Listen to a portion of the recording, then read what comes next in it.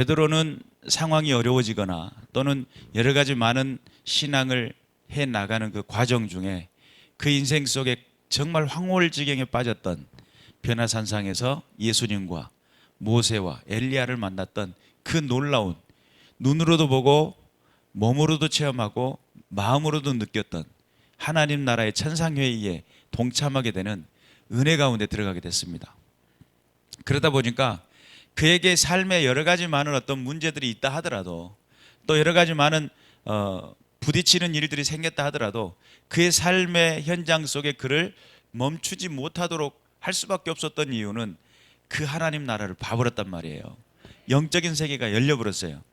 그래서 그는 자기가 느끼고 자기가 보고 깨달은 그 놀라운 사건에 대해서 하나님의 은혜 가운데서 자기의 인생 속에 보고 느끼고 깨달았던 것을 깊이 묵상하면서, 야, 너희들도 하나님의 말씀에서 벗어나지 않기 위해서, 하나님께서 원하시는 예수 그리스도가 이 땅에 오시는 그날까지 우리가 신앙 안에서 보존되기 위해서 너희들도 마음을 굳건히 하고 신앙에서 벗어나지 마라. 내가 보니 영적인 엄청난 그 체험을 통해서 보니 하나님 나라는 분명히 존재하더라. 뭐 이런 개념의 이야기들이었죠. 오늘 여기서 베드로가 그 이제 19절 이하로 이야기하고 있는 이 말씀 중에는 또 우리에게 더 확실한 예언이 있어 어두운 데를 비추는 등불과 같아, 이런 말씀을 합니다.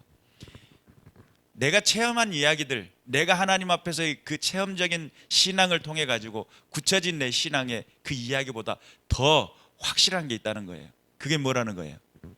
예언의 말씀이라는 거예요. 그러니까 체험신앙이 필요합니다. 반드시 체험신앙을 해야 맞고, 체험신앙의 삶이 될 수 있도록 우리의 신앙적인 영적인 각성을 해야 할 중요한 중차대한 그런 부분이 있습니다만은, 더 우리가 체험보다 더 중요한 것이 있는데 그것이 하나님의 말씀이다. 그래서 체험했다라고 하는 사람들을 그 사람이 진정한 참 체험을 한 것인지 아니면 거짓 체험을 한 것인지를 분별하는 것이 기준이 뭐가 있냐면 말씀이라는 거예요.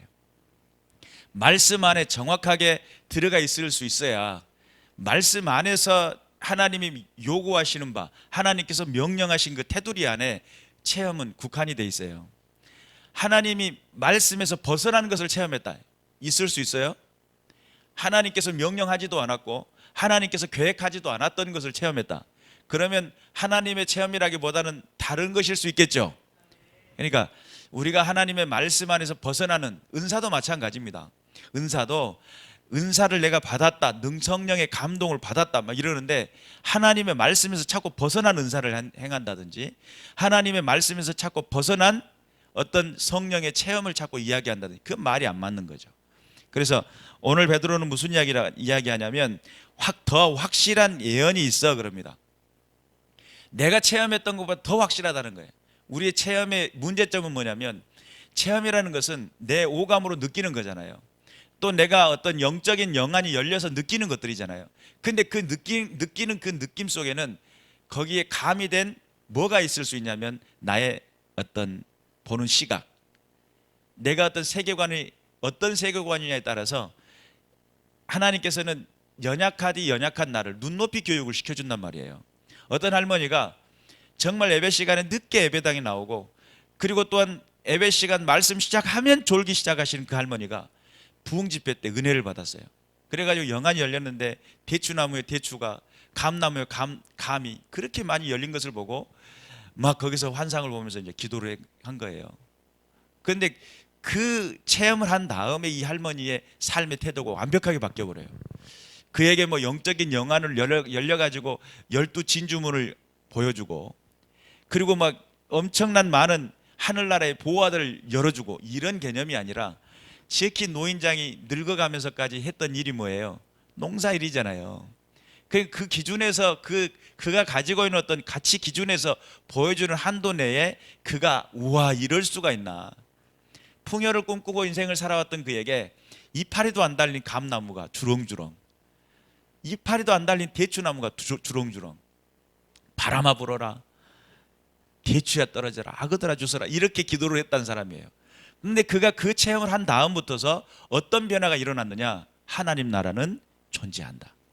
그리고 난 다음에 찾아 나와 가지고 예배 시간 시작 전에 일찍 와서 맨 앞자리에 앉고 앞에서 좋을 줄 알았는데 끝까지 초롱초롱한 눈빛으로 지켜봤다는 거예요.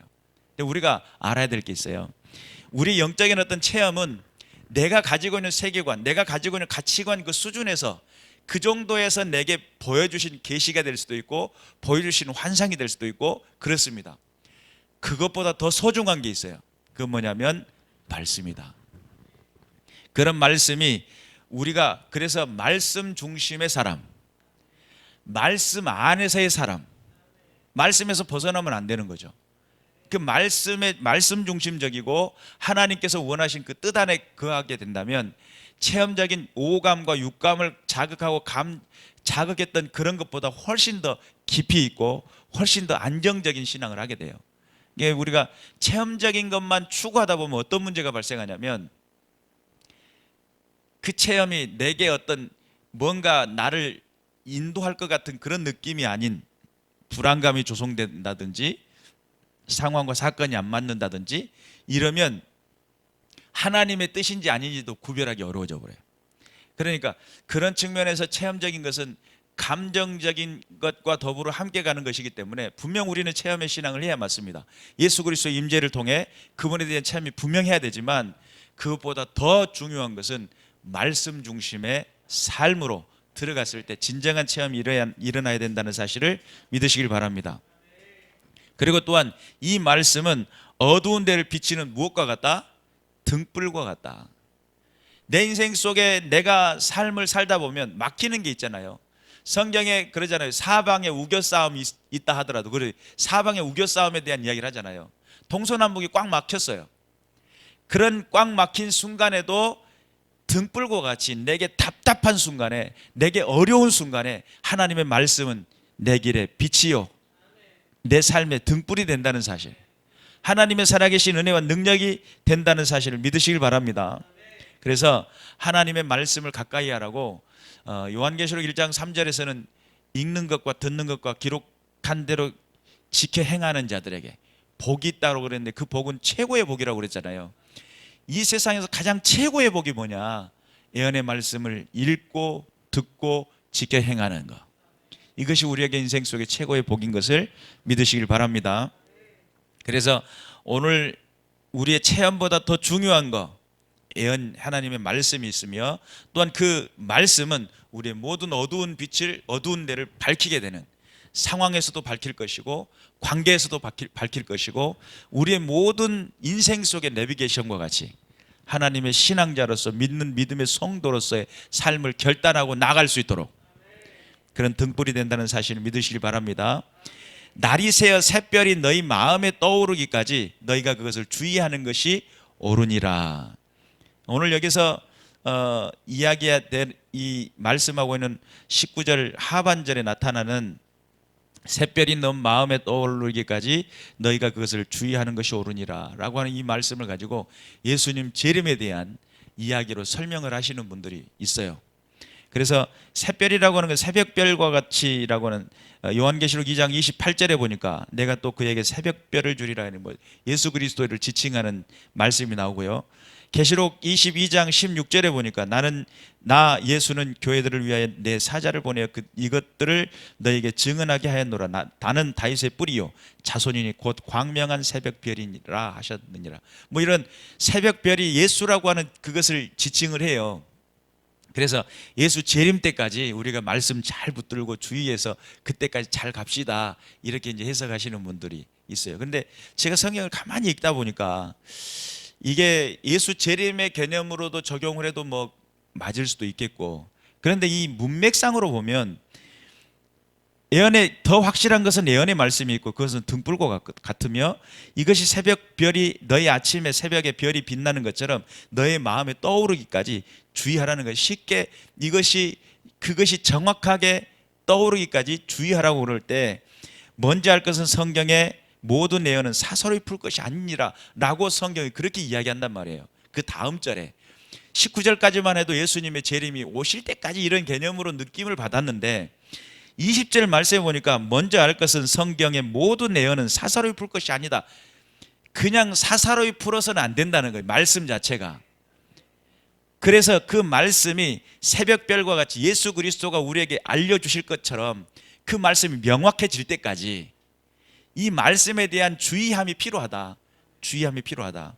그래서 사사로이 풀 것이 아니고 21절에 보니까 예언은 언제든지 사람의 뜻으로 낸 것이 아니오 오직 성령의 감동하심을 받은 사람들이 하나님께 받아 말한 것임이라 그러죠. 그러니까 예언은 언제 사람의 뜻으로 만든 것이 아니라 성경 자체라고 하는 것이 사람의 계획해가지고 구상해서 기록한 것이 아니고 뭐에 감동됐다고요? 성령에 감동됐다는 거예요. 그래서 더 확실한 예언을 붙들어라. 그 예언은 너의 인생 속에 등불이 될 것이다. 너희가 신앙하고 있는 그 고통 중에 어려워져 있는 그 상황 중에서도 이 예언의 말씀이 너의 삶을 붙들 것이고 너의 인생 속에 신앙 가운데 작용할 것이며 너를 이끌어 갈 텐데 이 예언은 사설이 풀 것이 아니다.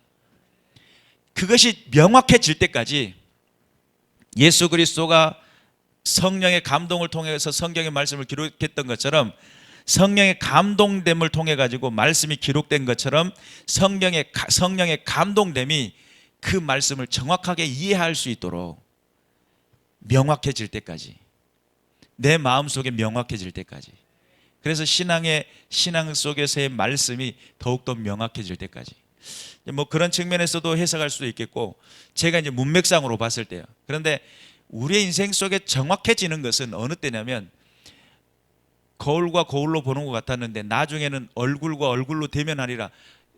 고린도전서 13장에서는 그렇게 이야기하잖아요. 지금처럼 거울이 아주 명확하게 깔끔하게 만들어진 거울이 그때 당시는 없었어요. 그러다 보니까 잘 닦아놓은 흐리흐리하죠. 아무리 잘 만든 거울도 흐리흐리하죠. 오늘날 거울 갖다 접으면 세상에 내 얼굴이 이렇게 잡티가 많았었냐고 이럴 겁니다. 땅구멍까지 보인다고 할 정도로 좋은 거울이죠. 그런데 당신은 이제 그런 측면이다 보니까 아무리 잘 닦아놔도 희미합니다. 희미한 것 같지만 나중에 얼굴과 얼굴로 대면하는 그런 날이 있는 것처럼 그 순간이 되면 모든 것이 말씀이 사사로이 풀다 보면, 사사로이 풀다라는 것은 자의적인 해석을 말합니다. 사사로이 풀다는 것은 내가 내 삶에 그냥 적용시키는 거예요. 큐티라고 하는 것을 통해 가지고 정확하게 말씀을 이해하고 그것이 말씀이 내 삶에 양약이 되고 적용이 되도록 하려고 할 때 큐티라고 하는 개념 속에 거기에서 오는 어떤 그 잘못됨이라고 하는 부분들이라고 할 수 있어요. 내게 유익한 것으로만 해석할 것이 아니단 말이에요. 말씀이 유익한 말씀, 내게 좋은 말씀, 뭐 깨달은 말씀, 이렇게 해가지고 그 큐티를 어떤 구분지어 가지고 하는 것일 수도 있는데 그것이 유익을 주긴 줘요. 그러나 하나님의 말씀은 내 자의적인 해석을 해서는 안 된다는 거예요. 그것은 무엇을 통해서 말씀이 기록됐냐면 성령의 감동됨으로. 할렐루야죠. 말씀이 아무것도 아닌 것 같아요. 예를 들어 구약 같은 경우 시아버지가 며느리랑 문제가 돼가지고 쌍둥이를 임신했어요. 그 시아버지가 누구예요? 유다잖아요. 유다. 여러분 예수님의 조상 중에 유다라고 하시는 분이 계세요. 예수님의 조상 중에. 그런데 그것을 어떤 윤리적이나 도덕적인 개념으로도 이해할 수 없는 이야기가 어떻게 성경에 기록될 수 있느냐라고 했을 때 구약이라고 하는 그 개념은 하나님을 떠난 백성들, 하나님의 명령과 하나님의 뜻에서 벗어난 백성들에게 오는 고통과 아픔과 괴로움들이라고 하는 그것들이 한꺼번에 다 함께 함축되어 있어요. 사건적으로 봤을 때는 도대체 이건 있을 수 없다라고 할 수 있는 것들이 하나님께서는 그것이 하나의 큰 퍼즐이고 조각이라는 거예요. 이스라엘 백성의 다윗의 조상, 다윗이 왕이 되었고 그 후손을 통해 가지고 예수 그리스도가 탄생하는데 그 다윗의 족보라고 하는 그 조상으로부터 시작된 그 모든 족보가 순결하지가 않아요. 기생 라합과 더불어 결혼해 가지고 나온 후손 중에 보아스는 이방 여인과 결혼해 가지고 또 다윗의 할아버지가 등장하잖아요. 그러니까 실제적으로는 어떤 개념이냐면 순수 혈통이라는 개념이라기보다는 하나님을 어떻게 믿었느냐, 하나님의 뜻을 어떻게 이해했느냐, 하나님께서 기뻐하시는 그 일들이 도대체 어떤 것이냐 라고 하는 그 측면에서 우리는 성경의 로마서 3장 10절의 말씀처럼 의인은 없나니 하나도 없다라고 하는 그 결론 앞에 도달했을 때 인생 인류라고 하는 그 자체는 절망 자체예요. 오늘도 우리 권사님 절망에 대한 이야기를 자꾸 하셨잖아요. 인류라고 하는 그 상태 속에는 절망밖에는 없어요. 어떤 가능성이 있어가지고 너는 정말 순수 혈통이구나, 너희는 정말 잘 지켰구나, 이런 개념으로 하나님 우리를 구원하신 게 아니에요. 하나님 우리를 구원하시려고 작정했을 때는 정말 썩어 문드러져 없어질 만한 그런 족보 안에 그 가운데서의 새 생명의 예수 그리스도의 오심을 통해 가지고 하나님의 역사를 이루었던 것처럼, 그래서 우리가 어떤 가능성이 있어서 구원하고 또한 할만하니까 우리에게 은혜 베풀고 이런 개념이 아니라, 우리가 아직 죄인 되었을 때에 우리에겐 도무지 가능성이 없었어요. 우리에겐 도무지 무언가에 딱 그래 너는 괜찮겠어 라고 하는 그런 개념이 아니에요. 그럼에도 불구하고라고 하는 단어가 저와 여러분에게 적용된 거예요.